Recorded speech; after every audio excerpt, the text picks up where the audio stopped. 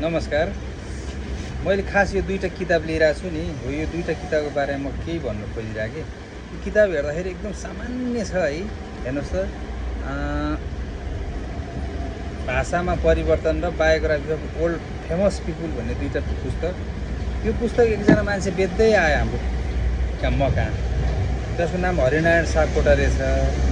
मान्छे हेर्दा यति सामान्य कि तर उहाँको पृष्ठभूमि, उहाँको ब्याकग्राउन्ड बुझ्दाखेरि अनि उहाँको यहाँ यो किताबमा लेखेअनुसार त के हो कि गजब लाग्यो। उहाँसँग निकै बेर मैले गफ पनि गरेँ।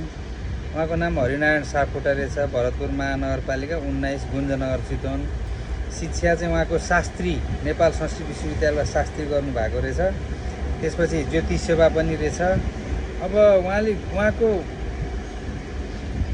कृतिहरू त कति हो कति के मन पराएको केटो उपन्यास, त्यस्तो केटो मन पर्दैन कथा सङ्ग्रह, आधा नेपाल कविता सङ्ग्रह, महान आविष्कारक जीवनी सङ्ग्रह, कहिले नढल्ने खम्बाहरू जीवनी सङ्ग्रह, नेपाली भाषामाथि आक्रमण लेख सङ्ग्रह, रेखागणित भाग 1 प्राचीन ज्यामिति, रेखागणित भाग 2 प्राचीन ज्यामिति, रूपाद्री भलोचन 2071 पात्रो, कर्णाद्री भलोचन 2072 चतुर पात्रो, गुणदिन भलोनन 73 दिन आवरण, biography of old famous people, dictionary and old formation, picture dictionary, old sentences formation, नयाँ भाषा लेख सङ्ग्रह, 16वटा कृतिहरू रहेछन्।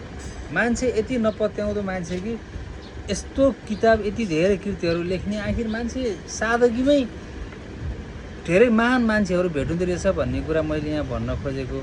त्यस भएर यहाँ कति म देख्छु लेखक भनाउँदाहरू जो चाहिँ एउटा लेख्दा पनि म गजबको लेखक भन्ने पनि छन्, र कति अब यस्ता मान्छेहरू छन् जो अलि वरिष्ठै बन्न खोज्छन्, तर जो महान विचार छ, जो विद्वताले भरिपूर्ण छ, उसलाई न आफ्नो बाहिरी आवरणसँग त्यति मतलब छ, न आफ्नो लवाइसँग त्यति मतलब छ।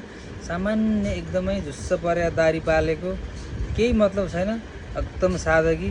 त्यही भएर मान्छे सादगी मान्छेहरू नै महान हुने रहेछन् भन्ने कुरा मलाई महसुस भयो। धन्यवाद।